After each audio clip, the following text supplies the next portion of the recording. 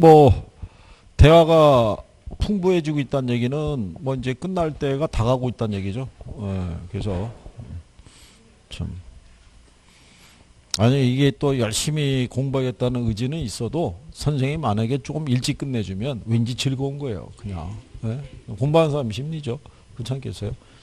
근데 한 1시쯤 끝날 줄 알았는데 선생님이 계속 수업을 가요.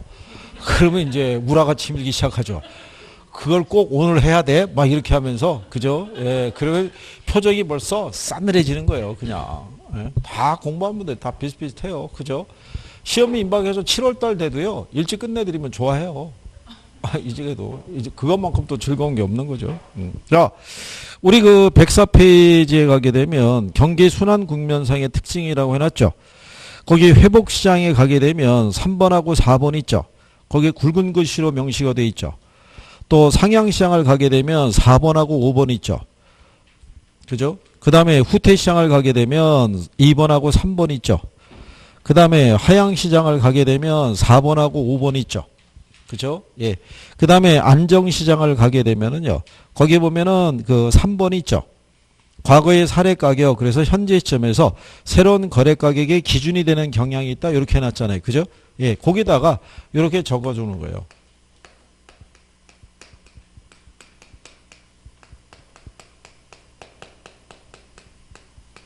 안정시장에다만. 안정시장은요. 이 두 가지를 다 중시해요. 매도자하고 매수자 있죠. 그러니까 안정시장이 주로 이제 뭐 이제 주공같이 이제 왜 소형 아파트 단지로 돼 있는 데 있죠. 거기는 항상 매물도 꾸준히 나오고요. 매수자들도 꾸준히 들어가는 시장이에요. 그게 별도의 지역시장이라고 보시면 돼요. 이 도시의 전반적인 경기가 안 좋아도요. 소형 주택을 중심으로는 거래는 항상 꾸준하다고 보시면 돼요. 그러니까 중개업자 입장에서는 어느 한쪽만 중시하기보다는 양쪽을 다 중시해야 되는 경향이 있는 게 그게 안정시장이라고 생각하시면 되는 거예요. 자, 앞 페이지로 돌아오셔가지고요. 이게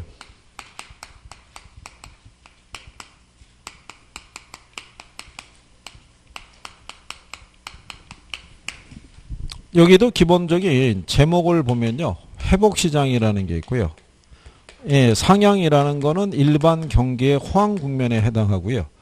그 다음에 후퇴시장이라는 게 있고요. 하향이 있을 때요. 하향은 일반 경기의 불황에 해당이 돼요. 그리고 이제 안정시장이라고 부동산 시장에만 존재하는 게 안정시장이라고 있어요. 그죠? 근데 왜 제가 이제 거기서 그 각 시장마다 몇 개, 두 개의 번호만 왜 체킹하라고 말씀을 드렸냐면 얘네들은 제목을 가지고 기본적인 성격은 우리가 구별할 수 있는 거예요. 그죠? 회복으로 들어갔다는 얘기는 경기의 사이클이 이렇게 흐르고 있을 때요. 회복 단계라는 게 이제 이 정도가 이제 회복 단계를 할 수 있을 때 그러면 여기가 하향 시장에서 뭐로 회복 단계로 넘어가죠. 그럼 경기가 조금씩 살아나고 있다는 얘기죠. 그러면 부동산 거래가 직전 시장보다는 늘어나요. 그럼 거래가 늘어나면 시세가 조금씩 올라가겠죠. 거래가 늘어나니까 공가나 공실이 줄어들 거 아니에요. 그러면 부동산에 투자하려고 하는 심리가 생기기 시작할 때가 무슨 시장에서? 회복 시장에서. 그러니까 그걸 가지고 여러분들에게 틀리게 주기는 어려울 거란 얘기죠. 그죠? 그래서 여기서 틀리게 줄 수 있는 건 두 가지라는 거예요. 그래서 이 부동산 전문 활동이 있죠. 또는 유통 활동이라고도 얘기를 해요. 여러분들도 이제 부동산 유통 활동에 종사하는 사람들이에요. 그죠? 부동산 유통 활동에 종사하는 사람 중에 또 여러분 말고 누가 있냐면 이삿짐 센터가 있는 거예요. 그래서 부동산 경기가 안 좋으면 중개업자들만 타격을 보는 게 아니라 이삿짐 센터도 문을 닫는 게 늘어나기 시작하는 거예요. 왜? 물량이 없으니까. 무슨 말인지 아시겠죠? 그래서 요 회복시장에서는 매도자가 있고 매수자가 있잖아요. 예, 그럼 누구를 중시하냐면 초기는 그냥 매수자를 중시해요. 근데 시간이 경과하면요. 매도자 중시로 바뀌어요. 그러면 왜 이 변화가 이 회복하고 후퇴 같은 데서 나타나냐면 경기가 회복이 됐더라도요. 우리가 그 사실을 바로 인지를 못해요. 그렇지 않겠어요? 자, 1월이잖아요. 부동산 거래가 전분기에 비해서 늘어나고 있어요. 그런데 그게 경기가 회복이 돼서 늘어난 게 아니라 요 방학 때는요. 학부모들이 애들 교육 관계상 주거 이동을 할 때가 있어요. 그러면 학군이 좋은 쪽을 중심으로 부동산 거래가 반짝거리고 늘어날 수 있잖아요. 그렇기 때문에 일시적인 현상이라고 볼 수도 있는 거예요. 그래서 시간이 계속 지나서 한 상반기 한 5월달, 6월달 되더라도 물량이 어떻게 돼요? 계속 늘어나기 시작하는 거예요. 그죠? 그러면서 팔려고 나눴던 매물들은 자꾸 들어가는 거예요. 그러면 이제 누구를 중시하는 쪽으로 바뀌겠어요? 매도자. 경기가 회복이 됐구나. 실상은 경기가 회복되는 타이밍하고요. 경기가 후퇴하는 타이밍이 있죠. 이 중에서 제일 잡기 힘든 게 경기가 후퇴하는 거예요. 이거 하나만 알아도 대단한 능력을 갖고 있는 사람이라고 그랬죠. 이것만 알아도 투자하면 손해볼 일이 없잖아요. 후퇴하기 직전에 빠지니까. 근데 만약에 이것도 안다고 그러면 아주 뭐 전능한 사람이죠. 그죠? 회복될 때 들어가서 후퇴하기 직전에 나오면 손해볼 일이 뭐가 있겠어요. 저거를 분석할 수 정도면은 대단한 능력을 갖고 있는 전문가라고 할 수 있어요. 근데 중개업자들에게 일반인들에 의해서 전문가에게 가장 궁금해하는 게 그거예요. 어떻게 해야 되느냐. 지금 사야 되느냐 팔아야 되느냐 있죠. 그건 경기의 흐름을 놓고 판단해야 되는데 거기에 관한 정확한 조언을 해줄 수 있으면 그 양반은 뭐 독보적인 존재를 할 수 있죠. 돈 무진장이 많이 벌 거 아니겠어요? 다 글로 갈 거 아니에요. 그렇죠? 그러면 그 사람하고 상담할 때 뭐를 줘야 돼요? 저 상담료 줘야 되는 거예요. 예전에 그래가지고 이 부동산 컨설팅 운영하던 양반이 어쩌지 해갖고 대통령 인수위원회에 들어간 거예요. 그러니까는 사람들 입장에서는 그 양반이 뭔가 고급 정보를 갖고 있지 않겠냐 기대 심리가 있었을 거 아니에요. 그래서 그 양반하고 전화통화 10분 할 때 50만 원씩 줘야 됐대요. 그러면 직접 대면해서 상담하면 그거보다 어떻게 해야 돼요?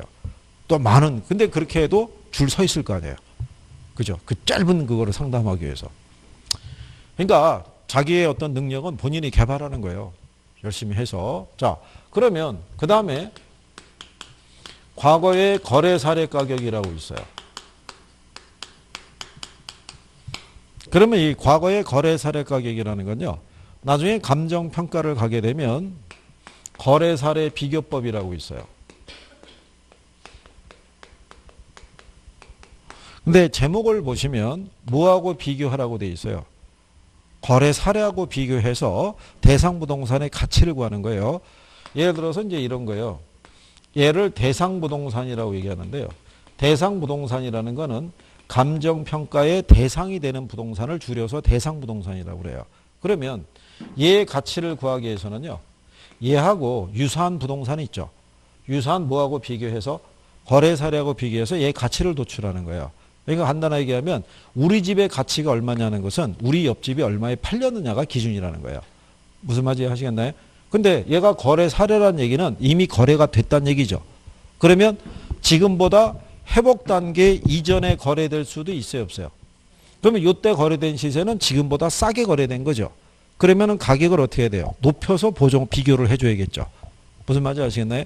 근데 경기가 회복되는 시점에서 거래가 될 수도 있어요, 없어요? 예, 그러면 걔가 하나의 무슨 가격이 될 수 있냐면 새로운 거래의 기준이 되거나 또는 뭐로 하한선이 될 수 있다라고 보는 거예요.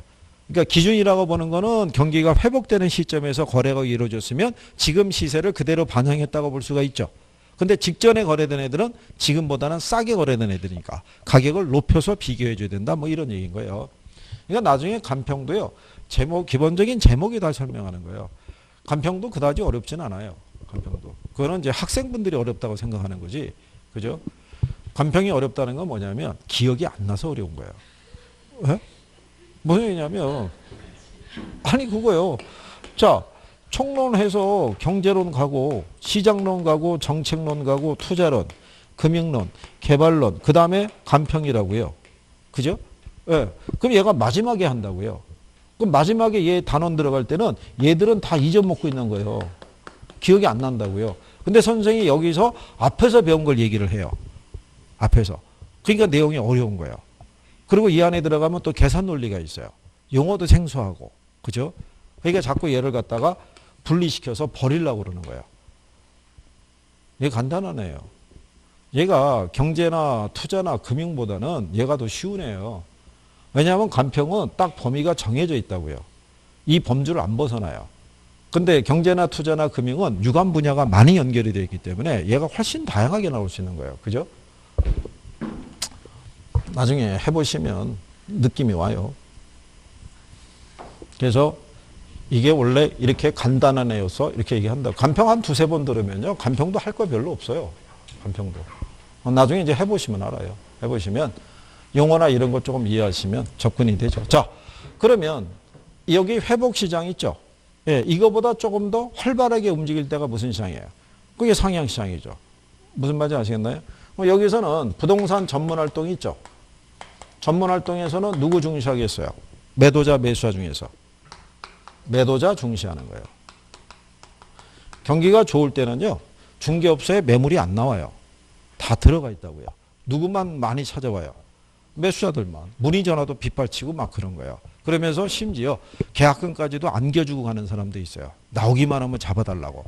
그죠? 그런데 거래가 돼야 안 돼요. 여러분들이 가끔 그 TV 보면요. 경기가 뭐 한참 과열되고 그럴 때 있죠. 중개업소에 가보게 되면 중개업자가 뭐라고 그래요? 요즘 거래가 안 된다는 거예요. 왜 거래가 안 되냐면 물건을 찾는 사람 많은데 물건이 안 나온다는 거예요. 그때가 무슨 시장이라는 거예요? 그게 상향 시장이라는 거예요. 그러니까 당연히 시장을 누가 주도하겠어요? 매도자가 주도하는 거예요. 그러면 과거의 거래 사례 가격이 있죠. 요거는 새로운 거래에 다 하한선이 되는 거예요. 자, 상향 시장이면요. 이 정도 가 있는 거예요. 그죠? 그러면 거래 사례를 구했다는 얘기는 그 직전에 거래된 애들이잖아요. 그러니까 지금보다는 다 싸게 거래된 애들이죠. 그래서 이게 상이 들어오면요. 얘가 하가 들어와야 돼요. 응? 상일 때는 뭐 하가 들어오는 거예요. 요거 가지고도 출제해요. 자, 근데 아무리 좋은 경기라도 후퇴할 수 있어요, 없어요? 예, 그러면 이제 거래가 줄고 시세도 떨어지고 공가나 공실이 늘어나고 그럴 때가 이제 후퇴 시장이에요. 그럼 여기도 부동산 전문 활동에서는 매도자, 매수자 중에서 누구 중시하냐면요. 초기는 매도자 중시해요. 그러다가 시간이 경과하면요. 매수자 중시로 바뀌어요. 그러면 이걸로 바뀌는 이유가 뭐냐면 경기가 후퇴를 하더라도요. 우리가 그 사실을 바로 인지를 못해요. 일정한 시간이 경과해야 하지만 이게 후퇴기로 접어들었구나 이렇게 인식하게 되겠죠. 그래서 이런 변화가 발생해요. 그래서 과거의 거래 사례 가격도요. 새로운 거래에 기준이 되거나 뭐가 된다. 예, 상한선이다. 상한가라고 이렇게 보시면 돼요. 왜냐하면 후퇴 국면이니까 그 이전에 거래된 애들은 지금보다 다 비싸게 거래된 애들이잖아요. 그죠? 회복 국면을 들어간 상태에서 거래가 된 애들은 기준 가격으로 볼 수 있는데 그 이전에 거래된 사례들은 다 지금보다는 어떻게 돼요? 비싸게 거래된 애들이니까 보정해 주려고 그러면 가격을 낮춰서 보정해 줘야 되는 거죠. 그 다음에 하향시장으로 가게 되면요. 부동산 전문 활동에서는 매도자, 매수자 중에서 누구? 응? 매수자. 이때는 거꾸로요. 거래가 또 안 돼요. 물건은 많이 나와 있어요. 그런데 찾아오는 사람이 없어요. 그죠? 가끔 찾아오는 사람은 길 물어보는 사람 이런 사람 말고는 안 들어오는 거예요. 그냥. 그래서 중개업자들이 제일 힘들어할 때가 있대요. 한 달에 계약서 한 장 쓰기 힘들다 뭐 이럴 때가 무슨 시장? 그게 하향시장인 거예요. 그래서 여기 보시면 얘가 하가 될 때는요. 얘가 여기 보면 과거의 거래 사례 가격 있죠. 얘는 새로운 거래에 뭐가 되겠어요? 상한선이 돼요. 그래서 이게 하가 들어오면은 이게 상이 들어와야 돼요. 하향시장이라는 거는 여기까지 떨어져 있잖아요. 여긴 저점이니까. 그럼 이전에 거래된 애들은 지금보다 다 어떻게 돼요? 비싸게 거래된 애들인 거예요. 그러니까 상이 들어오면 하가 돼야 되고요. 하가 들어오면 뭐로? 네, 상으로 표시해야 돼요. 이거를 맞는 걸로 한 번 주고 틀린 거로 한 번 주고 지금까지 한 3-4번 나왔어요. 이거 하나만. 그러니까 틀리기도 힘든 거예요. 그죠? 네, 그러니까 그렇게 보시면 되겠고요. 그 다음에 뒤로 넘어가시면 거미집 모형이라고 해놨죠. 예. 그 개요에 대해서 설명해 드리면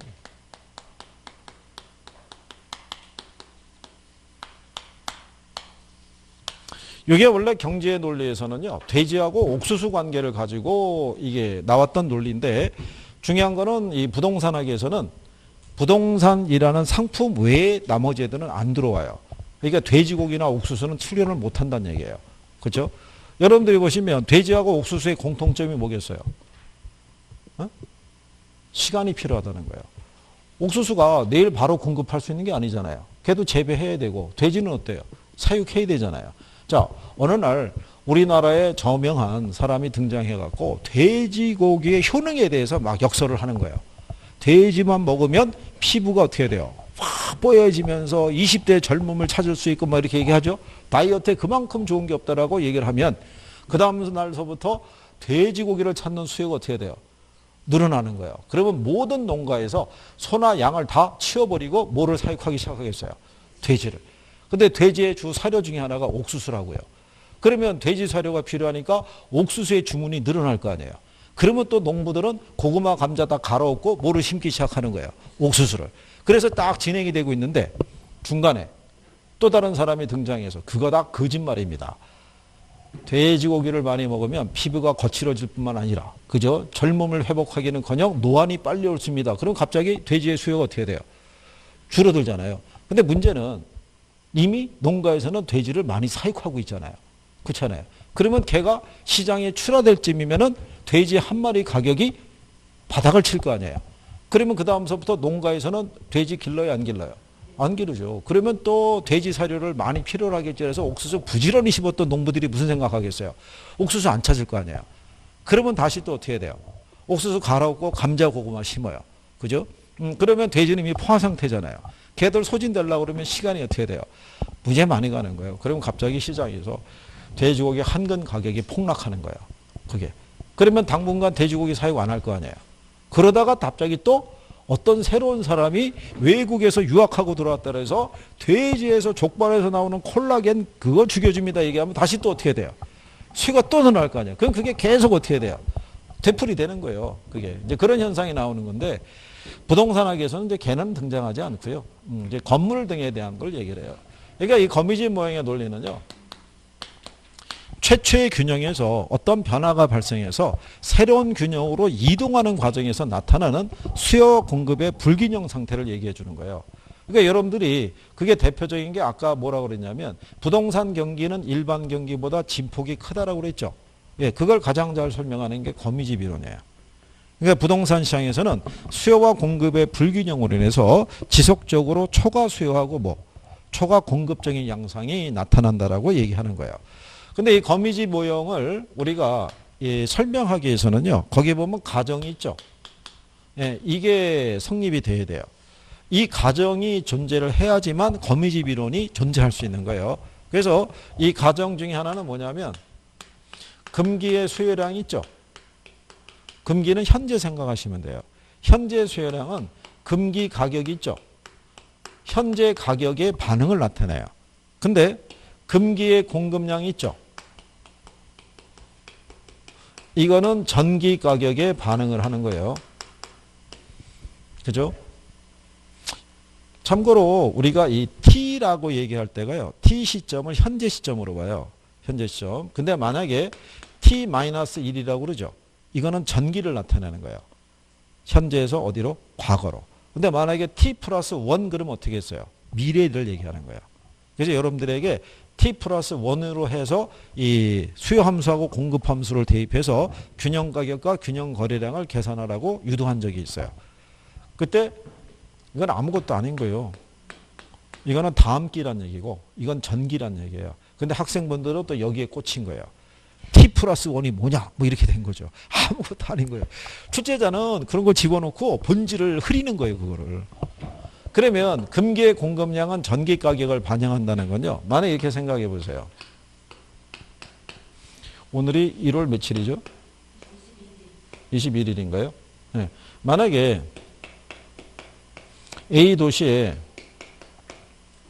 주택이 500채가 완공이 됐어요. 그러니까 이제 분양이 딱 된 거죠. 완공이 됐으니까. 자, 그런데 여기 요 500채 있죠. 얘는 한 달 전에 착공이 들어가서 지금 들어온 물량은 아닐 거 아니에요. 그죠? 주택을 한 500채 정도 공급하려고 그러면 한 1년에서 1년 반 이상은 소요가 된다고요. 그러면 얘가 공급이 들어온 거는 2018년 있죠. 이때 4월 달에 이때 뭐가 들어온 거예요? 이때 착공이 들어간 물량이 지금 들어온 거예요. 무슨 말인지 이해하시겠나요? 그러니까 이때 당시에 부동산 수요가 어떻게 돼요? 증가했어요. 근데 아까 여러분들이 배웠지만 단기적으로는 공급을 늘리기가 어렵겠죠. 그렇잖아요. 그러면 공급은 그대로인 상태에서 뭐만 증가한 거예요? 수요만. 그럼 뭐가 상승했겠어요? 그러면 공급자들은 요 가격의 기초에서 뭐가 들어가는 거예요? 착공이. 그래서 들어간 물량이 지금 들어온 거예요. 그러니까 지금 현재 시장에 들어와 있는 공급량은 현재 시장 가격에 반응한 게 아니라 전개, 과거의 가격에 반응한 물량이 지금 들어왔다는 거예요. 무슨 말인지 하시겠나요? 근데 이제 문제가 뭐냐면 착공해서 완공에 이를 때까지 뭐가 걸려요? 시간이 걸려요. 그런데 여기서의 기본 가정은 금괴의 공급량은 전기 가격에 반응한다는 얘기는 시장 공급자들은 미래에 대한 합리적인 예측을 못한다는 가정이에요. 미래는 확실해요, 불확실해요? 불확실하니까 얘네가 완공이 될 무렵에는 경기가 안 좋아질 수도 있잖아요. 그거를 생각하면은 500채를 착공이 들어가는 게 아니라 이거보다는 적은 물량을 공급할 수도 있을 거 아니에요. 근데 500채 그대로 집어넣었다는 얘기는 미래에 대한 합리적인 예측은 못한다는 가정이에요. 무슨 말인지 아시겠나요? 그래야지만 이 이론이 성립할 수 있다는 거예요. 이게. 자, 그러면 여기 이제 내용에 대해서요. 간단하게 보시면은 요게 기울기도 여러 개로 표시할 수 있는 거예요. 근데 이제 가장 일반적인 기울기라서 아까 여러분들이 우리가 그 임대업자의 임대 수입할 때 탄력적, 비탄력적 이렇게 때 기울기 관계 잠깐 얘기한 거 기억하시나요?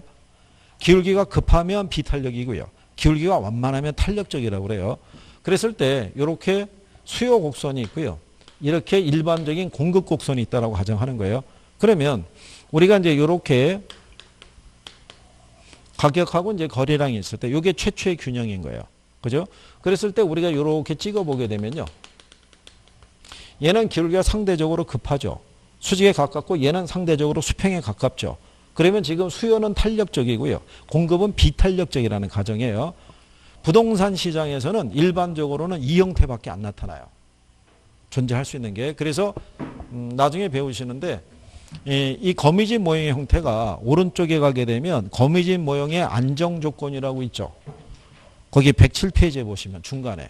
거기에 보면 수렴형이 있고 발산형이 있고 순환형이라고 있죠. 예, 여기에 중심이 되는 게 수렴형이에요. 수렴형. 그러니까 하나 힌트를 드린다 그러면 거미집 모형을 물어보면요. 항상 A 시장이 있고요. B 시장 두 개를 줘요.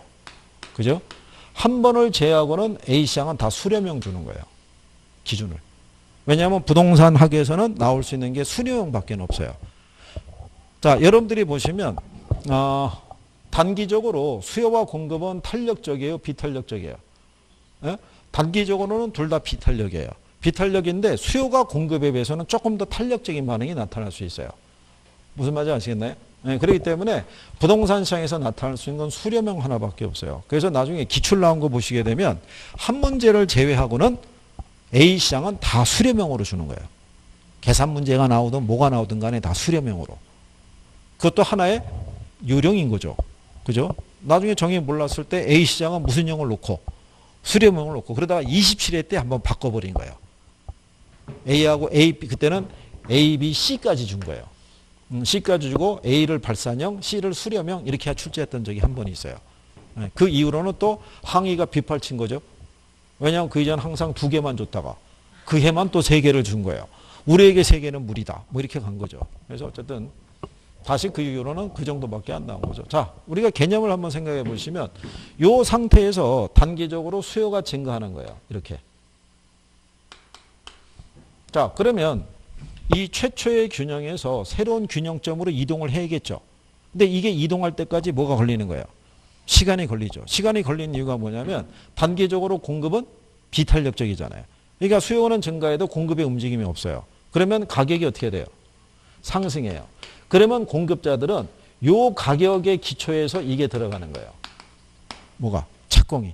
그러니까 착공이 들어갈 때는 분명히 무슨 상태냐면 초과수요 상태인 거예요. 그죠? 자, 그런데 그러면 착공이 들어가서 공급이 진행이 될 거 아니에요. 그죠? 진행이 되다가 뭐 이런 거예요. 2020년 1월에 가령 예를 들어서 수요는 뭐 했을 때 증가했는데 공급은 불변이잖아요. 그럼 뭐가 상승해요? 가격이. 그러면 요때 바로 착공이 안 들어가고 한 3월 달쯤에 착공이 들어간다고 가정하자고요. 그죠? 그래서 요때 착공이 한 300채 들어갔어요. 그 다음에 한 7월 달 정도가 됐어요. 그러면 얘가 완성이 된 건 아니죠. 얘 계속 짓고 있을 거 아니에요. 근데 여전히 시장에는 공급이 부족하죠. 그러니까는 여기가 A건설사가 착공이 들어갔다면 이때 B건설이 착공이 또 들어가는 거예요. 한 200채 정도가. 그러면 나중에 예를 들어서 그 다음에 2020년 1월이 됐더라도 얘 계속 진행하고 있을 거 아니에요. 얘도 계속 뭐 하고 있겠어요? 짓고 있으면 여전히 공급은 들어올 물량이 없잖아요. 이때 C건설사가 착공이 또 들어가는 거예요. 이렇게 여전히 뭐가 부족하다고 보고 공급이. 그러다가 이제 한 2022년 이제 상반기가 되면 먼저 착공이 들어간 애들이 물량이 쏟아지겠죠. 예, 쏟아지게 되면은 걔가 여기에서 이렇게 새로운 균형으로 떨어져야 돼요. 근데 문제는 뒤에서 착공 들어간 애들 있잖아요. 그 물량이 다 쏟아지면 어떻게 되겠어요? 여기까지 가죠. 그죠? 그러면 이 상태가 되면은 완공이 되잖아요. 그럼 이때는 무슨 상태로 바뀌겠어요? 그러면 공급자들은 자기가 현재 짓고 있는 물량이 완공이 될 정도가 되면 미분양이 발생할 거라는 사실을 알 수 있어요, 없어요? 알 수 있는 거예요. 알 수 있더라도 부동산은 완결제라고 그래요. 완성이 돼야지만 상품으로서의 가치가 있는 거예요. 그러니까 다 지릴 수밖에 없는 거예요. 그래서 시장에 물량을 밀어낼 수밖에 없는 거예요. 그러면 그때가 되면 무슨 상태로 바뀌어요? 초과 공급. 그러면 여기서 경기가 침체해요. 그래서 여기서 한참 대기하는 거예요. 미분양 재고가 소진될 때까지. 그러면 새롭게 착공 들어간 물량은 있어요, 없어요? 물량이 없죠. 경기가 안 좋으니까. 그러다가 어느 시점에선가 경기가 또 살아나요. 그래서 시장 가격이 어떻게 돼요? 올라가요. 그러면 다시 공급자는 이 가격에 기초해서 착공이 또 들어가는 거예요. 근데 완공이 되면 다시 또 무슨 상태가 되는 거예요? 초과 공급. 그럼 경기가 또 침체하겠죠.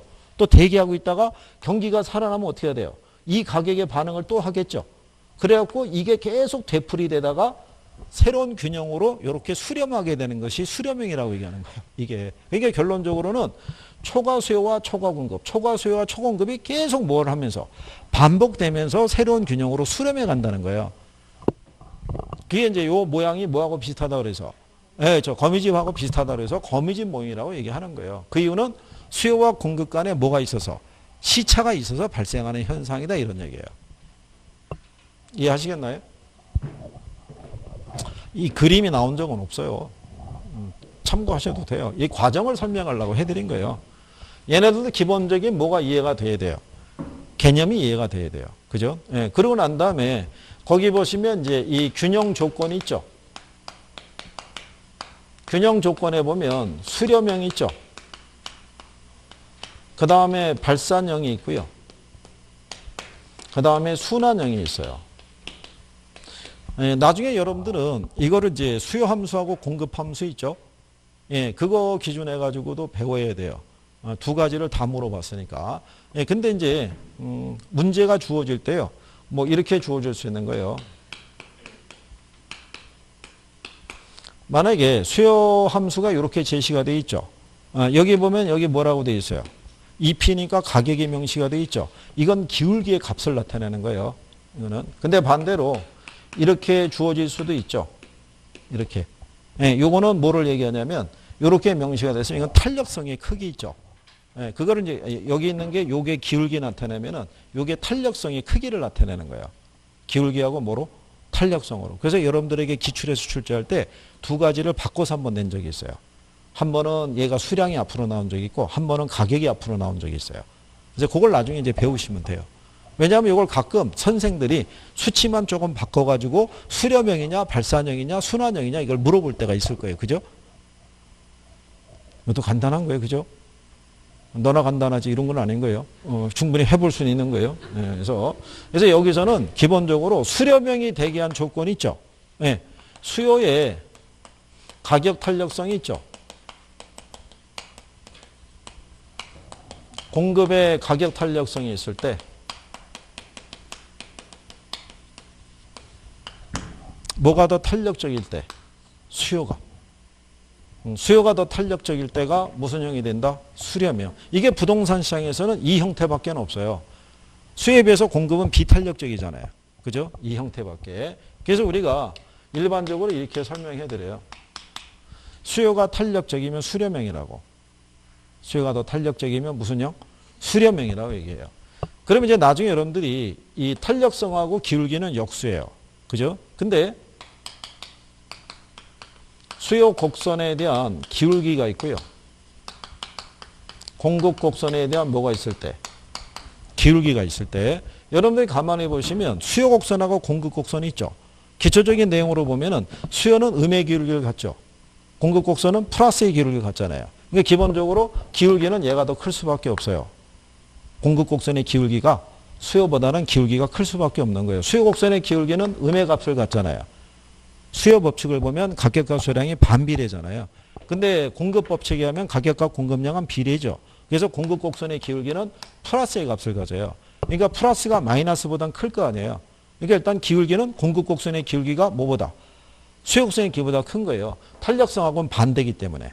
네, 그래서 그 다음에 나중에 수요 곡선 기울기의 절대값하고요. 공급 곡선 기울기의 절대값이 있죠.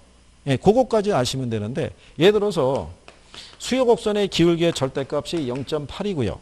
공급 곡선에 대한 기울기의 값이 0.6이에요. 그죠? 어느 게 커요? 0.6이 크잖아요. 그런데 절대값이라고 그랬잖아요. 절대값에서는 부호가 생략이 되죠. 그러니까 얘가 큰 거죠. 무슨 말인지 아시겠나요? 그래서 나중에 이제 그런 부분까지 하시면 되는데 지금은 그냥 이렇게 수요가 탄력적일 때 무슨 형이다? 수렴형이다. 기울기는 아마 반대인 것 같아. 뭐 이렇게 생각하시면 되고요. 발산형은 수렴형하고 반대예요. 반대여서 얘는 수요의 가격 탄력성보다 뭐가 더 크다라고 보는 거예요. 예, 공급의 가격 탄력성이 더 큰 거예요. 이거는 부동산 시장에서는 존재하지 않겠죠. 예. 그래서 여기는 뭐가 탄력적이면 공급이 탄력적이면 무슨 형이다? 발산형이라고 얘기하는 거예요. 무슨 형?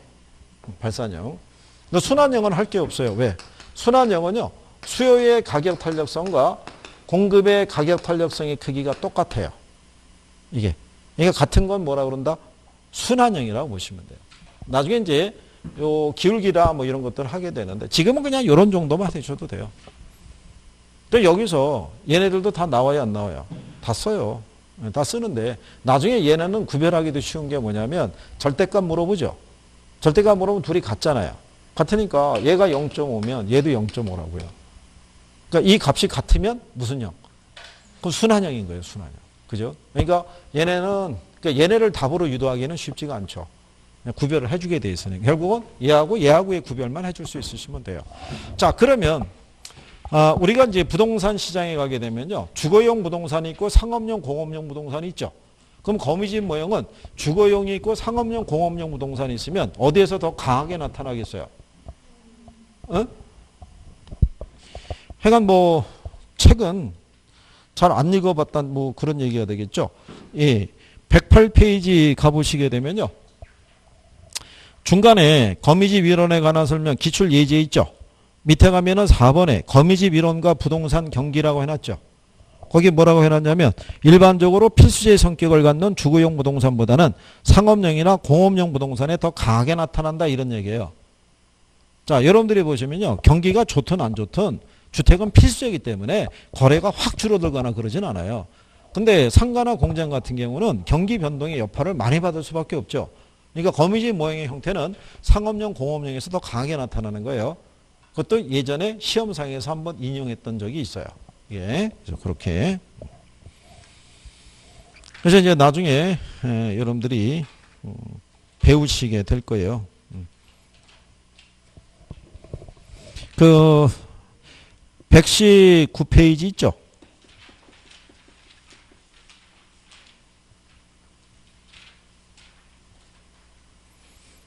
거기 가시게 되면 19번 문제 있죠. 19번. 거기 보면 문제가 이렇게 주어지면서 거미집 이론에 의한 모형 형태를 물어봤잖아요. 그죠? 모형 형태를. 근데 이것도 출제자들이요. 예, 뭐를 해준 거냐면 힌트를 주고 값을 구하라고 한 거예요. 거기 보면은 A 부동산 시장 있고 B 부동산 시장 있죠. 여기서 A는 수렴형이에요. A는 무슨 형이다? 예, 수렴형이에요. 자, 그럴 때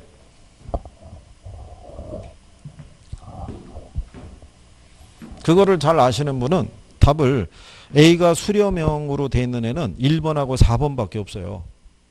그죠? 예, 그럴 때 거기 B 부동산 시장을 보면요. 이렇게 해놨죠.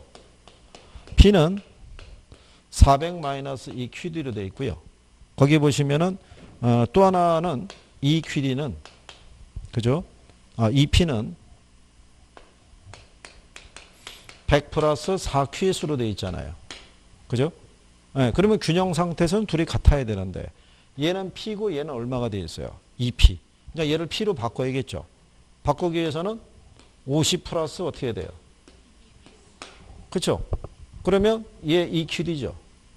얘 EQS죠. 같잖아요. 수역선의 길이하고 공구선의 길이 같잖아요. 같으면 순환형이라고요. 같으면 무슨 형이다? 순환형이다. 이게 출제자들이 힌트를 다 줘요, 안 줘요? 나중에 다 줘요.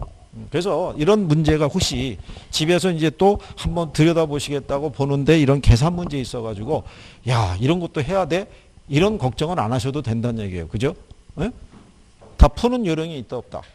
네, 푸는 요령이 있어요. 요령이 있는데 항상 우리가 알고 있는 조건대로만 나와주면 관계가 없어요. 그죠? 근데 우리가 조금 헷갈릴 수 있는 조건으로 나오면 어떻게 돼요? 그럼 이제 여러분들이 틀리는 거죠. 그건 이제 나중에 또 하시면 되니까요. 자, 그 다음에 이제 우리가 125페이지에 가시면요. 시장론이 있어요.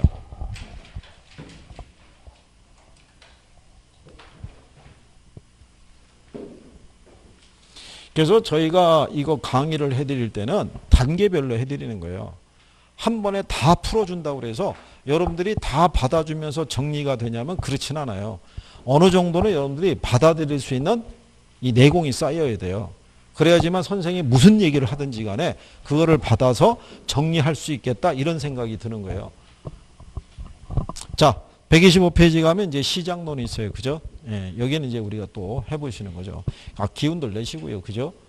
아, 이게 표정 관리만 그렇게 하면 어떡할 거예요? 뭐 좀 힘들 것 같으면 우울한 표정을 졌다가도, 그죠? 그러다 조금 있다가, 자, 오늘 수업은 여기까지 합니다. 그러면 표정이 환해져서 그러고 하잖아요? 그렇잖아요? 그리고 여기저기 엘리베이터 타고 바로 이게 비상용 타고 바로 내려가시잖아요. 그죠? 내려서 집에 도착을 할 때쯤이면은 뭔가 학원에 두고 온 게 있죠? 오늘 배운 거. 오늘 배운 거 여기다 다 두고 간 거 아니에요. 그죠? 집에 도착하고 다시 책을 보면 그렇게 신선할 수가 없어요. 그죠? 아까 뭐라고 얘기했는데 그렇지 않겠어요? 그러면서 무슨 마음을 먹냐면 이따가 인가 동영상을 꼭 봐야지 이런 생각을 해요. 그죠? 근데 본다 마음만 있지 선뜻 키기가 쉽지가 않은 거예요. 그죠? 그래도 뭔가 캥기니까는 소리라도 틀어놓는 거죠. 그렇잖아요? 근데 왔다 갔다 하다 소리가 들리냐고요? 안 들릴 거 아니에요. 그죠? 뭐 잠깐 하다 깜빡하고 가보면은 이미 동영상이 다 돌아간 거죠. 그렇잖아요? 그러면 아무래도 안 되겠다. 오늘 말고 내일 해야 되겠다. 이거 넘어가는 거죠. 그런데 내일이 되면 분량이 어떻게 돼요? 더 늘어나잖아요. 엄두가 안 나는 거죠. 그럼 다시 이제 본인이 계획을 수정하죠. 2월 달부터 열심히 해야지. 이거 넘어가는 거죠. 2월이 되면 다시 도돌이표 찍는 거죠. 그러면 이제 꽃피는 봄이 오면 그걸 기대하는 거죠. 전국의 모든 수험생들이 다 비슷해요. 그 스텝을 밟으면서 가는 거예요. 그중에 몇 분만 특출나게 공부해요. 그분들이 무난하게 동체 합격하는 거예요. 시간을 소진을 하면은 그걸 되돌릴 수가 없어요. 그죠? 지금 조금 해주셔야 돼요. 지금 해주셔야지. 그죠? 지금 여러분들이 보시면 이번 겨울이 춥다는 생각을 못 하죠. 예, 언론에서 소개가 된 게 우리나라 겨울이 점점 짧아지고 있다는 거예요. 그죠? 70년대에 비해서 지금 겨울의 날수가 한 30일 정도 줄었대요. 그리고 뭐가 늘어나냐면 여름이 늘어난다는 거예요. 곧 봄과 동시에 여름이 올 거예요. 그러면 공부하기 되게 힘들어요. 오가면서 덥죠? 그렇잖아요. 안에 들어오면 시원하죠? 이게 컨디션 조절하기 힘들어요. 그죠? 그리고 아침에 오면요. 저녁에 더워서 잠을 못 잤다는 둥 아니면 에어컨을 너무 빵빵하게 틀어서 냉방병이 걸리든 뭔가 컨디션이 안 좋은 상태로 또 등장을 해요. 그러면 또 그것도 집중을 시키려면 얼마나 힘들겠어요. 그죠? 그걸 저희가 매년 되풀이하고 있는 거예요. 그거를. 이거 보인다고요, 이거.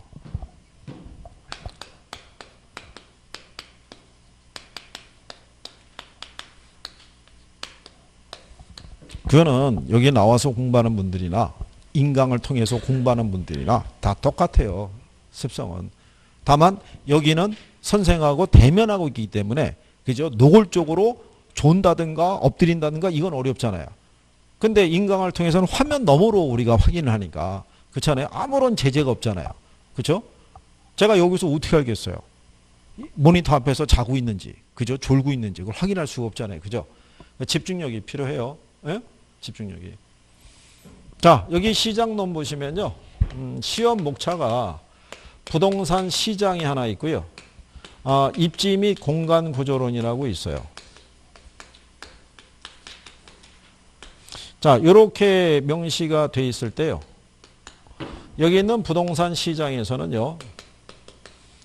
부동산 시장의 특성 및 기능이라는 게 있고요. 그 다음에 그 주택시장이 하나 들어가 있고요. 그 다음에 효율적 시장 이론이라고 있어요. 그래서 이렇게 웬만한 교과서들이 이렇게 세 개의 파트로 나눠져 있을 때 문항수는요. 한 문항에서 한 두 문항 정도 있죠. 예. 특히 여기 있는 주택시장하고 효율적 시장 이론이 있죠. 얘는 로테이션으로 계속 돈다고 생각하시면 돼요. 그리고 효율적 시장 이론에서 계산 논리 하나 있어요. 이렇게. 그리고 입지 및 공간 구조론 가게 되면요. 지대론이라고 있고요. 그 다음에 도시 공간 구조 이론이라고 있어요. 그리고 입지론이라고 이렇게 있어요. 근데 요 입지론도 안에 들어가면요. 농업입지론, 공업입지론, 그 다음에 상업입지론 이렇게 나눠지는데요. 여기도 상업입지론 쪽에서 계산 논리 하나 있어요. 근데 여기는 평균적으로 한 3문항 정도 나와요. 3문항. 그런데 부동산 시장이 있고 입지 및 공간 구조론이 있으면요. 여러분들은 여기를 더 힘들어요. 입지 및 공간 구조론을. 그럼 여기를 힘들어하는 이유가 뭐냐면 여기는 외국 학자들이 등장해서 그래요. 그러니까 낯설은 이름이 등장하는 거예요. 그죠? 물론 들어봤던 이름도 있는데 생소한 애들이 많은 거예요. 근데 출제에서 답을 유도할 때는 학자들의 이름을 써요. 그러니까 걔들을 구별을 해줘야 돼요. 그죠? 언제까지만 기억하면 돼요?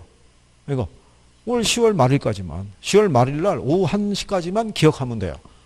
그 이후로는 잊어먹어도 돼요. 그죠? 그러니까 전혀 지장이 없어요. 그죠? 자, 그래서 이제 여기에 대한 내용을 우리가 하나씩 해보시는 거예요. 그래서 제일 먼저 나오면은 시장의 개념이라고 있어요. 그죠? 우리 교재에 보시면요. 시장은 어떤 특정 장소라기보다는 특정한 재화나 서비스를 사고 파는 사람들의 모임을 가리킨다라고 얘기를 해요. 그죠? 그래서 일반적으로 경제학에서 얘기하는 시장이라는 거는 얘가 성립할 수 있는 것은 다 시장이라고 봐요. 뭐가 성립할 수 있으면? 거래가 성립할 수 있으면 다 시장이라고 보는 거예요. 그죠? 근데 요 거래가 성립할 때요. 예전에 유통경제가 발달하기 전에는 이 시장밖에 없었어요. 구체적 시장밖에. 그러니까 구체적 시장이라는 건요. 얘는 이게 필요로 하는 시장이에요. 장소가. 옛날에 우리가 지금도 마찬가지지만 수도권이나 지방에 가게 되면 장이 열리죠. 5일장, 뭐 3일장 열리잖아요. 그죠? 거기를 매개로 그 공간 안에서 거래하는 거예요. 인간에 예를 들어서 물건이 필요한 사람은 기다렸다가 장이 열릴 때 있죠. 거기까지 가는 거죠. 그러면 예전에 장이 하나 열리면요. 그 인근에서 아침에 밥 지어 먹고 출발해가지고 장에서 일을 보고 다시 집에 들어가면 해가 뉘어뉘어 지는 그 공간 있죠. 거리. 그 안에 있는 사람들은 다 요 장에서 거래가 이루어지는 거예요. 그러니까 뭐가 열리지 않으면, 장이 열리지 않으면 개인적으로 거래하기가 쉽지 않았던 거예요. 그래서 예전에 좀 더 들어가면요. 이 장이 있는 데까지 나오기가 힘든 곳에 사는 사람들 있죠. 그런 사람들은 보부상들이 찾아다닌 거예요. 사람들이. 여러분들이 이렇게 함으로써 곳곳에 뭐를 열어주는 거예요? 장을 열어주는 거예요. 장을 열어주면서 이 시장에서 판매하는 상품이 있죠. 상품이 보다 넓은 지역으로 공급이 될 수 하기 위해서 곳곳에 장을 열어주는 거예요. 그러면 여기 요 반경에 있는 사람들은 여기서 거래가 이루어지겠죠. 근데 여기 있는 사람들은 여기까지 오기 힘들잖아요. 그러니까 이게 열릴 때까지 기다리는 거예요. 무슨 말인지 하시겠나요? 여러분들이 예전에 저기 그 상업입지론에서 재화의 도달 범위, 뭐 최소 요구치 이런 거 배운 거 혹시 기억나나요? 응? 표정이 어이없다는 표정이군요. 그걸 우리가 지금 어떻게 기억한다는 얘기야? 뭐 이런 얘기잖아요. 자, 지금은 뭐 그렇지 않은데 예전에 백화점에서 셔틀버스 돌린 거 기억하시나요? 예, 그게 재화의 도달 범위를 넓히는 거예요. 그 백화점에서 제공되는 이 서비스 있죠. 그걸 좀 더 넓은 공간으로 확대시키기 위해서 그걸 돌린 거예요. 그거를. 그래서 그 수도권에 가게 되면 그 고양시라고 있죠, 일산. 예, 일산에 백화점이 없었을 시기 있죠.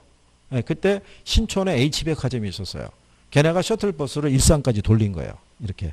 그래서 거기 살고 있는 사람들이 그 버스를 타고 신촌까지 나와서 구매하고 다시 돌아간 거예요. 그러니까 그 셔틀버스를 돌림으로써 일산권까지도 자기들의 고객 있죠. 예, 서비스가 조달할 수 있는 범위까지 확대시킨 거죠. 이렇게. 어쨌든 간에 그래서 예전에는 유통경제가 발달하기 전에는 일정한 뭐가 필요했어요. 예, 장소가 필요했던 거예요. 장소가. 여러분들이 왜 저기 전라도하고 이 경상도 있죠. 예, 이쪽에 사람들이 거래할 때 옛날에 보면 지리산 이런 데 있죠. 중간에 경계에 있는 산. 그 정상에서 거래했다고 그래요. 날짜를 정해놓고. 각각 양쪽에 특산물 같은 게 있을 거 아니에요. 그 예전에 유통이, 그러니까 교통 이런 게 안 좋으니까 결국은 필요한 사람들이 물건을 짊어지고 거기까지 간 거예요. 그래서 그 정상에서 거래가 성립됐다 이런 얘기예요. 근데 유통경제가 발달한 다음서부터는요. 꼭 장소가 필요로 하지 않죠. 그죠? 무슨 시장이 존재해요? 추상적 시장. 지금은 여러분들 우리가 요즘 뭐 해외 직구 막 이렇게 얘기하잖아요. 그러니까 인터넷 보고도 거래할 수 있어요, 없어요? 홈쇼핑에서도 거래할 수 있잖아요. 그러니까 유통경제가 발달한다부터는 특정한 장소를 필요로 하지 않는다고 보시면 돼요. 근데 부동산 시장은 두 개의 성격을 다 갖고 있어요. 그렇죠? 자, 지리적인 측면에서 보면, 공간적인 면에서 보면 부동산은 지극히 구체적인 시장이에요. 그렇죠?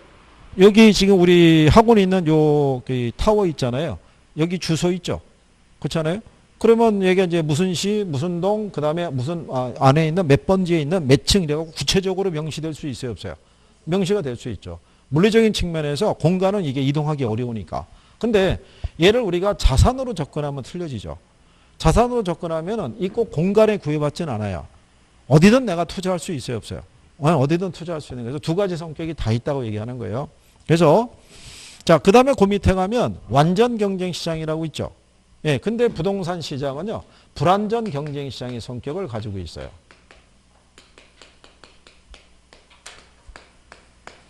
그러면 부동산 시장은 왜 불완전 경쟁이냐면요, 완전 경쟁 시장이라는 건요, 현실적으로 존재하지 않는 시장이에요.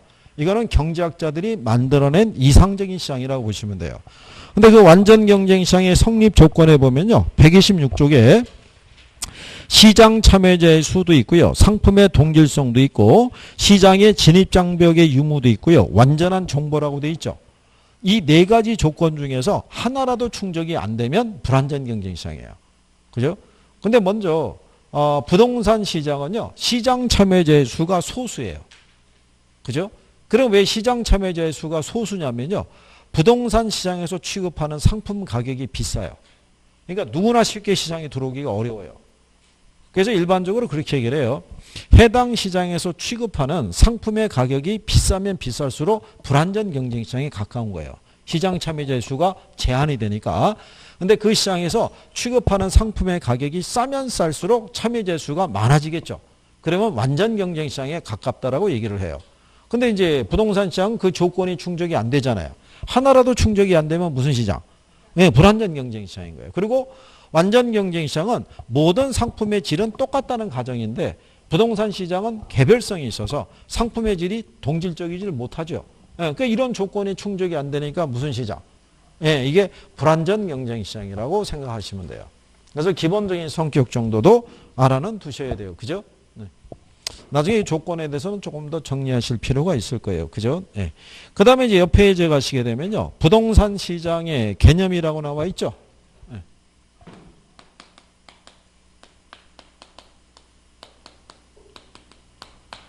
그래서 시장의 개념을 보면요. 학자들마다 제시되는 논리가 조금은 다른데요.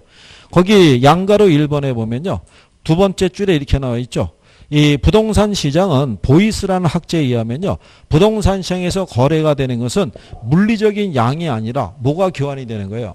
권리가. 그죠? 그래서 그 권리의 교환이 이루어지는 것이 부동산 시장이다. 뭐 이렇게 주장하는 경우도 있고요. 그 다음에 양가로 2번에 보면요. 일반적인 시장은 반드시 지리적인 공간을 수반할 필요는 없지만 위치가 고정되어 있는 특성 때문에 구체적인 지리적 공간을 고려해야 된다라고 얘기하죠. 그래서 거기 보시면 부동산 시장이란 양가, 질과 위치 등 여러 가지 측면에서 유사한 부동산에 대해 그 가격이 균등해지는 경향이 있는 지리적 구역이라고 해놨죠. 이건 또 알프레드 링이라고 하는 이제 부동산학자가 제시를 하는 거예요. 그러니까 예를 들어서 두 번째 나오는 건요. 부동산 시장을 물리적 측면이 있죠. 물리적 측면에서 무슨 시장이라고 봤을 때 공간 시장으로 취급할 때 그죠? 그러면 참고로 이 도시 있죠. 그럼 여기가 지금 종천동이고요. 또 동이 뭐 있어요? 여기 얘 말고 또 동이 다른 애들 동이 있나요? 또 무슨 동이 있어요? 아름동이라고 있어요. 또 무슨 동이 있어요? 다정동이요? 그럼 만약에 30평형 아파트가 3개 동에 다 있어요. 시세가 다 같아요? 틀려요?